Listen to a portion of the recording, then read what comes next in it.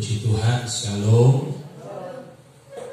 Masih dengan tema persiapan masuk surga.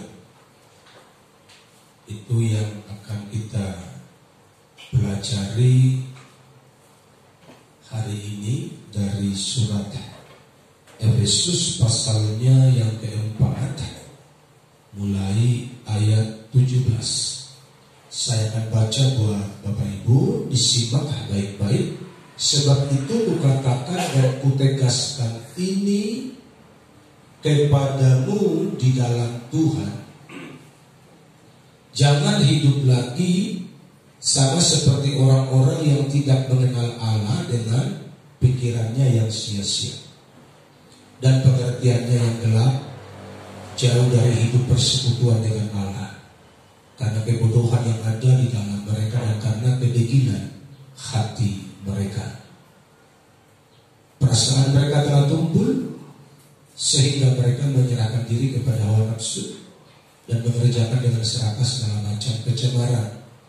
Tetapi kamu bukan demikian. Kamu telah belajar mengenal Kristus, karena kamu telah mendengar tentang Dia dan menerima pengajaran di dalam Dia menurut kebenaran yang nyata dalam Yesus, yaitu bahwa kamu berhubung dengan kehidupan kamu yang dahulu harus meninggalkan manusia lama yang menemui kebinasaannya oleh nafsunya yang menyesatkan, supaya kamu dibaharui di dalam roh dan pikiranmu. Puji Tuhan, sampai di situ aja pembacaan firman Tuhan. Yang berbahagia adalah mereka yang mendengar dan yang melakukannya dalam kehidupan mereka hari lepas hari. Langkah apa yang perlu kita perbuat hari-hari ini untuk persiapan kita menyongsong Tuhan pada kedatangannya kali yang kedua?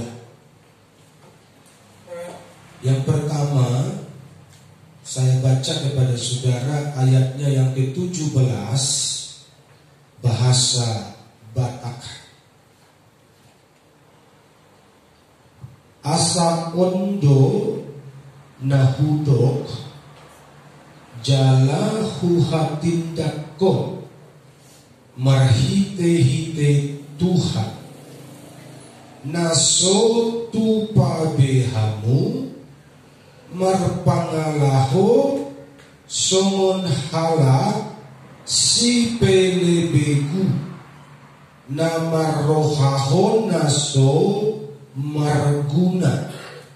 Jadi orang yang tidak mengenal Allah dalam dari bahasa Indonesia di ayat 17, di dalam versi bahasa Batak lebih kuat penekanannya sampai dikatakan di situ songon sipele beku. Tapi ingat, ini orang Kristen, karena surat Rasul Paulus itu kepada jemaat di mana? Di Efesus.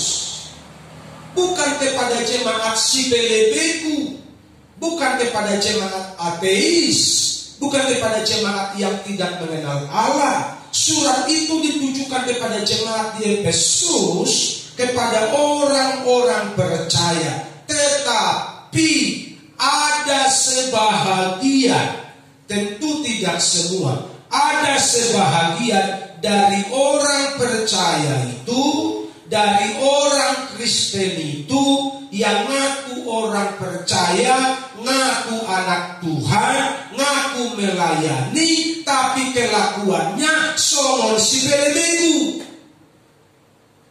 Itu maksudnya. Haleluya. Mengaku percaya, mengaku bertobat, mengaku tergabung dalam persekutuan, dalam komunitas, ternyata di luar sana kelakuannya sama seperti orang yang tidak mengenal Allah. Tapi kalau hari Minggu nyanyi jingkrak-jingkrak memuji Tuhan, sorak-sorak memuji Tuhan, nangis-nangis lagi menyembah Tuhan. Tapi hari berikutnya di luar sana, di dunia kerja, di dunia sekuler,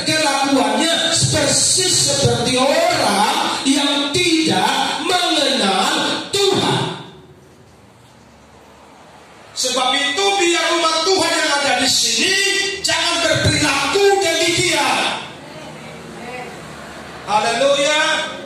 Kenapa? Karena kita sedang sungguh-sungguh mempersiapkan diri untuk menyongsong Tuhan. Kita tidak sedang bermain sandiwara. Kita tidak sedang memainkan film sinetron. Kita sedang ada di dunia nyata menunggu datangnya Tuhan kali yang kedua, menjemput orang-orang percaya dan yang bersungguh-sungguh mengikuti perintah. Jadi cara persiapan yang pertama, persekutuan dengan Tuhan harus terus terjaga. Kalau yang tadi kusebutkan di gereja oke, tapi di luar kehidupannya seperti si pelebeku, seperti orang yang tidak mengenal Tuhan, ini adalah orang yang tidak menjaga persekutuan dengan Tuhan. Haleluya. Kalau orang yang menjaga persekutuan dengan Tuhan, mau di gereja, mau di dunia kerja, di pergaulan, dimanapun engkau ada, engkau harus tetap mencerminkan pribadi anak Tuhan. Amen. Itu yang dikehendaki Bapa. Karena Alkitab so bilang sama kita, engkau terang, amen, engkau garam. Haleluya. Garam itu di mana berfungsinya? Terang itu di mana berfungsinya? Jangan menerangi yang sudah terang, gak guna. Terangilah kegelapan. Di mana kegelapan itu? Di luar sana. Makanya di luar sanalah anak Tuhan itu harus menjadi terang. Bukan sama seperti dunia. Kalau sama seperti dunia, kita menjadi Kristen si pelebegu. Saudara mau dicap sebagai Kristen si pelebegu? Si pelebegu kalau bahasa Indonesianya yang biasa dan lazim kita dengarkan, penyembah berhala. Penyembah berhala tapi orang Kristen. Kalau bahasa dunia bilang ini musyrik. Tidak dikehendaki Tuhan. Karena itu dimanapun kita ada, kita harus tetap menjaga persekutuan dengan Tuhan. Amin. Kita mau di gereja, kita mau di rumah tangga, kita mau di tempat kerja, kita harus tetap anak Tuhan. Haleluya. Haleluya. Saya baca kemarin survei di KPK. Itu katanya 80% yang korupsi itu orang berpendidikan. Jadi 80% orang korupsi itu adalah orang berpendidikan. Dan tahu saudara, orang begini biasanya di depan orang banyak pura-pura alim. Itu nggak masalah. Orang-orang begini biasanya mulutnya manis-manis, ngomongnya santun-santun, sopan-sopian. Tapi di balik layar dia menggaruk harta supaya kita pakai. Tuhannya di mana? Haleluya. Jangan bilang mereka tidak beragama. Jangan bilang mereka tidak bertuhan. Tapi mengapa kelakuannya seperti si pelebegu? Mengapa kelakuannya seperti penyembah berhala yang tidak bertuhan? Tapi aku bertuhan dan sembahyang berdoa tiap hari. Tuhannya di mana? Sedang tidur kah? Haleluya. Jadi banyak orang hari-hari ini memakai nama Tuhan supaya cepat kaya, menjual nama Tuhan supaya cepat kaya, menjual agama supaya cepat punya mobil, menjual atribut-atribut keagamaan supaya terhormat, supaya terkenal. Banyak orang macam begitu di dunia zaman now. Haleluya. Mereka menggadaikan Tuhan secara gak langsung.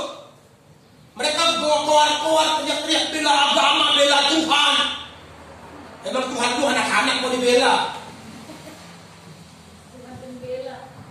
Tuhan yang pembela kita. Makanya bersandar pada Tuhan yang benar. Karena banyak Tuhan yang tidak benar di dunia ini. Haleluya. Jadi persekutuan dengan Tuhan itu harus jelas. Di gereja, di dunia gereja, jangan ambil yang bukan bagianmu. Kalau kau ambil yang bukan bagianmu, engkau si penebeng. Haleluya. Kalau kau ambil yang bukan bagianmu, engkau penyembah berhala, walaupun di KTP-mu ada agamamu tertulis di situ. Tampilkanlah engkau anak Tuhan. Halo saudara, tampilkan engkau anak Tuhan. Tampilkan engkau anak Tuhan. Mau dimanapun kita ada, anak Tuhan itu harus melekat. Amin. Seperti saya lahir marga Marbun, sampai mati pun aku Marbun itu terus memelekat itu. Betul enggak? Bahkan sampai ke anak cucuku itu marga Marbun itu terus melekat. Demikian juga setelah saya bertobat, saya diangkat menjadi anak Tuhan. Jadi marga saya bukan lagi Marbun, bukan cuma Marbun, tetapi anak Tuhan Yesus. Dan status itu harus melekat dimanapun kita ada. Di gereja anak Tuhan, di dunia sana anak Tuhan, supaya kita tidak mempermalukan nama Tuhan. Haleluya. Karena Alkitab sudah bilang banyak orang begitu, bersekutunya, berdoanya, tapi begitu kerja di luar sana seperti orang yang tidak mengenal Tuhan, si pelebegu beralainya, hanya supaya cepat kaya dapat uang. Dia lupa bahwa mata Tuhan melihat apa yang engkau perbuat. Haleluya. Mata Tuhan itu melihat dan amat-amati. Jadi jangan pikir Tuhan tidur nggak melihat. Di kolong tempat tidur pun engkau ngumpet, Tuhan lihatnya itu. Kau buat bunker di tanah tempatmu bersembunyi, Tuhan lihatnya itu. Apalagi cuma engkau di kantor korupsi, Tuhan mah lihat banget. Makanya hati-hati, gunakan tanganmu. Orang-orang yang tidak menjaga persekutuan yang intim dengan Tuhan, mereka adalah orang-orang yang bodoh dan hatinya debil. Jadi orang yang malas kebaktian itu orang bodoh dan hatinya debil.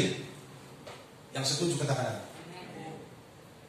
Alkitab yang bilang. Haleluya. Jadi Alkitab itu sudah tulis semua di sini. Jadi orang yang Kristen tapi malas kebaktian itu orang bodoh di hadapan Tuhan. Kenapa? Karena dia tidak mengutamakan Tuhan. Orang yang tidak mengutamakan Tuhan dalam pandangan Tuhan itu orang-orang bodoh. Haleluya. Tapi orang-orang yang mengutamakan Tuhan itu di hadapan Tuhan mereka orang-orang smart, orang-orang cerdas. Karena mereka tahu yang terutama di dalam hidup ini meninggikan nama Yesus. Orang bodoh karena tidak berpendidikan itu bisa Tuhan ubah jadi pintar. Tapi orang bodoh karena hatinya dekil, mengeraskan hati, kepala batu, menutup diri terhadap kebenaran, Tuhan tidak bisa paksa orang macam begitu. Betul nggak? Tuhan tidak bisa paksa. Tuhan bisa buat hati Firaun bertobat. Tapi Alkitab bilang di sini hatinya dikeraskan. Betul nggak? Kenapa dikeraskan? Karena ditentukan untuk dibinasakan. Jangan sampai kita mengeraskan hati sehingga kita ditentukan untuk dibinasakan. Sia-sia semua usaha kita. Itulah masalah. Sia-sia semua kerja keras kita kalau sampai kita disetting untuk dibinasakan oleh Tuhan. Seperti Firaun dan orang-orang Mesir. Jadi persiapan kita hari ini adalah meningkatkan mendekatkan hubungan yang intim dengan Tuhan. Semakin dekat, semakin mengenal, semakin mengerti, semakin memahami kehendak Tuhan. Itu yang perlu kita kejar setiap hari. Makanya jangan lupa baca Alkitab setiap hari. Renungkan firman Tuhan siang dan malam. Jaga hubungan dengan Tuhan lewat saat teduh pagi malam. Bersaat teduh selalu dengan Tuhan. Karena itu bagian dari persiapan mendekatkan kita kepada Tuhan. Haleluya. Jangan percaya sama apa kata orang yang ngaku-ngaku rohani tapi jarang baca Alkitab. Pergabus deh. Haleluya. Pembohongnya itu. Orang yang dekat sama Tuhan, dia terbukti dia rajin merenungkan firman Tuhan. Orang yang cinta Tuhan, dia terbukti rajin berdoa. Orang cinta Tuhan terbukti dia rajin ke gereja. Haleluya. Itu buktinya. Tapi tidak semua orang yang ke gereja itu cinta Tuhan. Tapi orang yang cinta Tuhan, dia pasti ke gereja. Haleluya. Lebih baik satu hari di pelataranmu, luar biasa, daripada 1000 hari di tempat lain. Katakan amin. Yang kedua, mengenal, tetapi kamu bukan demikian. Bukan demikian apa maksudnya? Bukan demikian seperti si pelebemu tadi. Bukan demikian seperti penyembah berhala itu yang ngaku-ngaku orang percaya, ngaku-ngaku orang Kristen, ngaku-ngaku anak Tuhan tapi si pelebemu, tapi penyembah berhala. Kenapa? Karena kelakuannya tidak seperti yang Tuhan mau. Kamu tidaklah demikian. Kenapa? Karena kamu telah belajar mengenal Kristus. Jadi yang kedua, persiapan apa yang perlu kita buat? Mengenal. Kenallah Tuhan yang kau percayai itu. Kenallah Tuhan yang kau cintai itu. Maka engkau akan dibuatnya terkagum-kagum. Engkau akan dibuatnya terpesona akan kebaikannya. Haleluya. Bagaimana cara mengenalnya? Tentu menjalin persekutuan. Bagaimana cara mengenalnya? Tentu harus membangun kedekatan. Bagaimana cara mengenal? Membangun hubungan. Haleluya.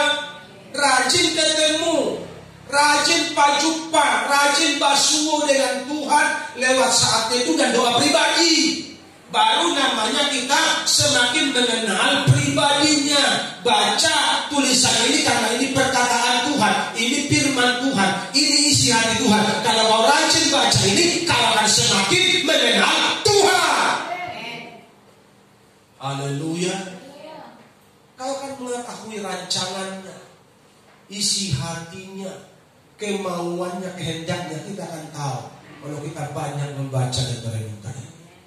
Haleluya. Jadi jangan pernah lewatkan satu hari tanpa membaca dan merenungkan firman Tuhan.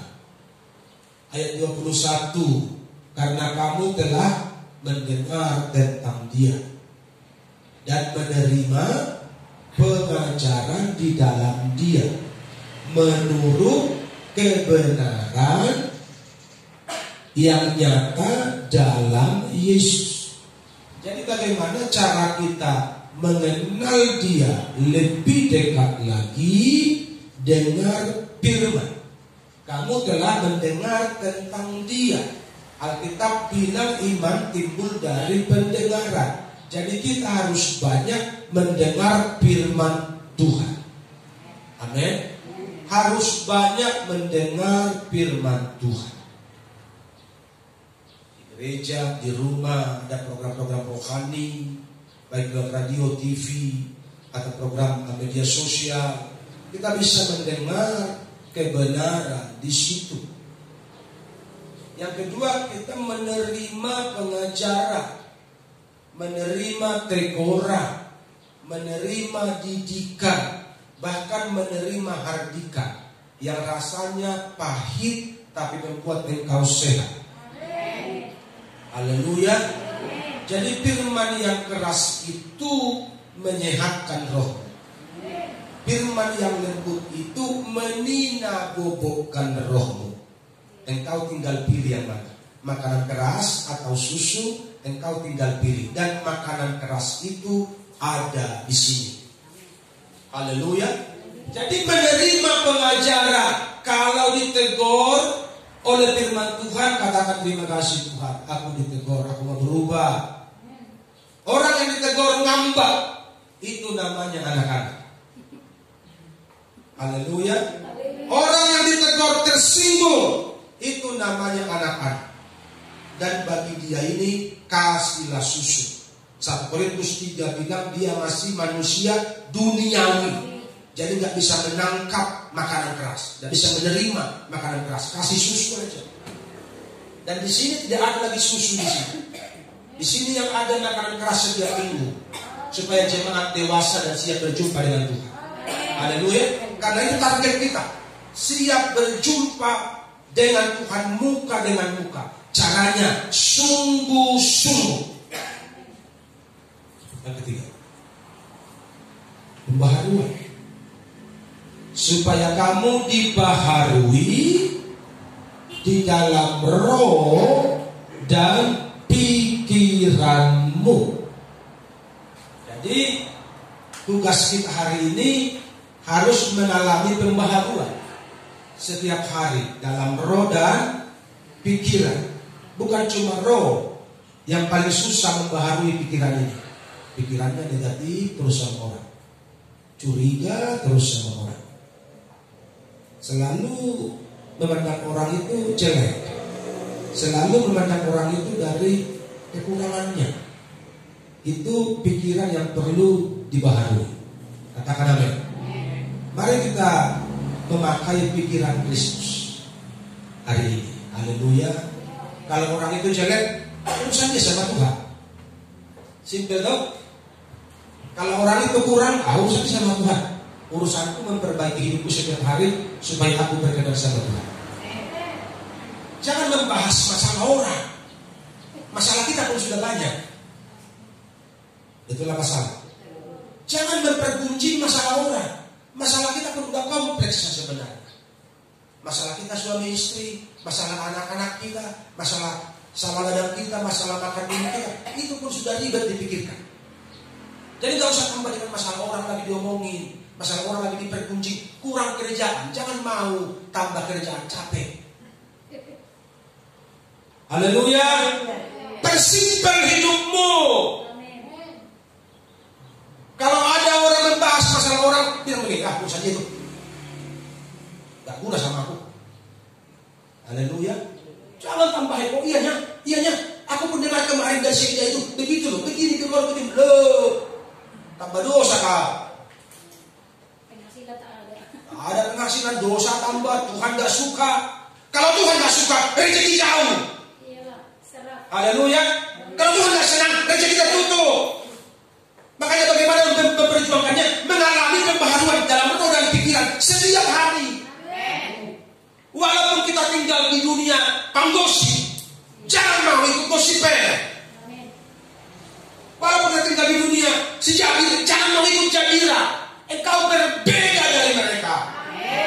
Haleluya. Lebih baik tutup pintumu, tutup kamarmu, sembah Tuhan. Haleluya.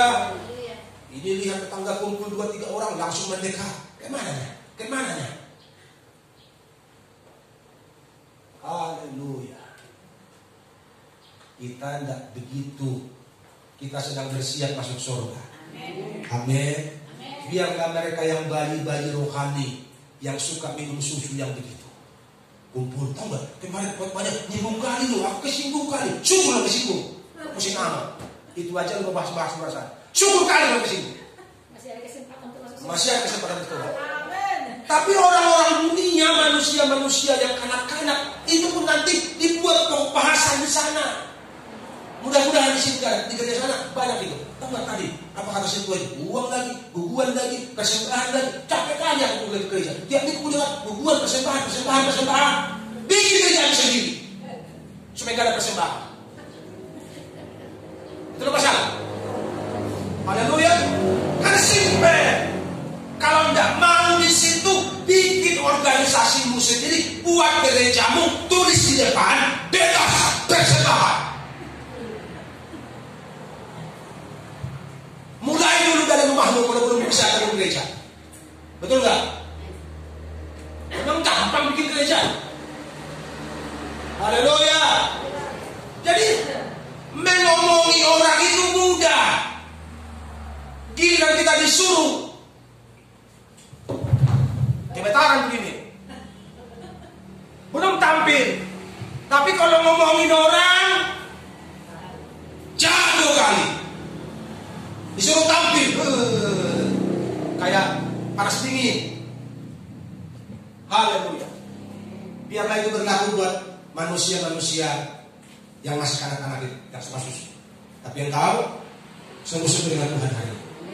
Baharui roh dan pikiran setiap hari. Dengan cara apa? Isi. Otak ini diisi dengan kebenaran. Amin. Pikiran ini diisi sehingga pikiran-pikiran lama, pikiran-pikiran yang negatif, pikiran-pikiran yang tidak menyenangkan Tuhan, dia lama-kelamaan tersingkir karena kita paksa terus diisi dengan kebenaran. Haleluya. Jadi setiap hari. Makanya Paulus bilang manusia lahirnya kami semakin merosot dimakan usia, tapi manusia batinnya kami dibaharui dari sehari ke sehari. Tak mungkin ada pembaharuan kalau kau tidak beri hati buat Tuhan. Betul apa salah? Sama seperti orang sekolah, tak mungkin kau naik kelas kalau kau tidak pernah sekolah. Betul apa salah? Kau harus sekolah baru kau berpeluang naik kelas. Jangan mengharap rohanimu bertumbuh, engkau tidak beri hatimu buat Tuhan. Itu bohong, impossible itu. Haleluya. Mau bertumbuh, mau dibaharui, beri hati buat Tuhan sungguh-sungguh. Baru diproseslah kita. Nah, ini yang enak nih. Diproseslah kan. Seperti anak sekolah kan adalah ujian. Diujilah kita, sudah lulus atau belum. Layak gak naik pangkat nih? Layak gak naik sekolah, apa naik kelas nih? Diujilah. Dikasihlah ujian. Haleluya. Ujian itu lewat siapa? Lewat teman-teman kita, lewat keluarga kita, kadang lewat orang-orang yang tidak kita kenal, bisa tiba-tiba menjengkelkan. Semua itu bagian daripada ujian yang memurnikan iman kita setiap hari. Dan pembentukan itu gak enak. Sakit pembentukan itu. Dan banyak orang tidak mau dibentuk karena egonya dibesar-besar. Banyak orang tidak mau dibentuk karena egonya yang menonjol. Tapi kalau egomu kau matikan dan engkau beri hidupmu buat Tuhan, engkau pasti siap diproses sama Tuhan. Haleluya. Setiap hati harus mengalami pembaharuan pola pikir setiap hari. Makanya pikiran kita ini harus jernih. Makanya berpikir itu yang simpel-simpel. Haleluya. Kalau belum bisa berpikir terlalu tinggi, tidak usah pikirkan. Paulus bilang begitu kepada jemaat di Roma, berpikirlah demikian, sedemikian rupa. Artinya berpikir proporsional. Jangan pikirin harta orang, tidak guna samamu. Haleluya. Jangan pikirin mobil orang banyak, tidak guna samamu. Itulah pesan. Orang ganti mobil, kau pikirkan dari mana uangnya? Entah korupsinya dia ya. Kemarin masih miskin loh, punya mobil, jangan-jangan mencuri dia. Jangan-jangan dia bikin proposal, dimakan tuh uang semua. Capek kali kau bikin ini. Haleluya. Karena jangankan perbuatan, Alkitab sudah bilang setiap kata sia-sia aja akan dipertanggungjawabkan pada hari penghakiman. itu baru kata sia-sia, apalagi perbuatan yang melenceng dari kebenaran. Haleluya. Jadi kalau ada keluargamu tambah hartanya, baru beli rumah, baru beli mobil, baru beli ladang, engkau harus bersyukur. Oh Tuhan, aku bersyukur keluarga aku tambah kaya. Haleluya. Kalau kita selalu miskin sebagaimana lah? Apakah sakit kita? Kami mah saupun tidak ada yang berhasil. Miskin semua sama kayak kambing, kan gak enak di jalan orang. Betul nggak? Haleluya. Tapi kalau keluarga kita kaya-kaya semua kan enak. Kita pun akan jadi tertular kekayaannya. Haleluya. Jadi jangan cemburui, jangan iri hati. Bersyukur. Minimal kalau engkau bersyukur, hati dan pikiranmu terjaga. Ini kan langsung siriknya kita, jealous, cemburu kalau orang lain diberkati. Itu ciri-ciri sepele begu. Haleluya. Itu ciri-ciri sepele begu. Lihat orang lain baru beli ladang, cemburu dia. Dah korupsi deh. Oh, capek kali kalau mikir dia mau korupsi kan urusan dia sama Tuhan. Itulah masalah. Haleluya. Karena hidup kita ini bukan cuma di sini. Hidup kita nanti ada di keabadian. Kita mau abadi di surga atau mau abadi di neraka, tergantung persiapan kita hari ini. Haleluya. Jadi kalau kita suka mengambil yang bukan bagian kita, jangan berharap kau ada di surga. Karena orang-orang yang ada di surga itu adalah orang-orang yang tidak suka dengan suap, yang berani bertanggung jawab, yang menjalankan keadilan seadil-adilnya. Kira-kira begitu. Haleluya. Jadi caranya lewat ujian, proses pembentukan, pemurnian, pematangan agar kita semakin berkenan kepada Tuhan. Haleluya. Tahu saudara sekarang proses pematangannya enggak alamiah lagi. Kalau alamiah kan ibarat pisang, ditunggu dulu sampai tua dia di batangnya, begitu sudah tua baru ditebang. Habis tebang tunggu 3-4 hari dia matang, itu proses alamiah. Kalau sekarang gak begitu lagi Bapak Ibu. Sekarang pisang masih muda ditebang, dikarbit, 2 hari dia matang. Haleluya. Jadi kalau pisang aja dikarbit bisa cepat matang, rohani harus sukarbit dia cepat matang. Caranya makanan keras. Kebenaran yang berapi-api yang diurapi Roh Kudus itu yang disampaikan di sini supaya kau dikarbit cepat matang. Haleluya. Yang tersinggung gak mempan lagi di sini. Dan bukan di sini lagi tempatnya. Karena di sini proses pengkarbitan rohani supaya lebih cepat matang dan siap menyongsong Tuhan. Amin.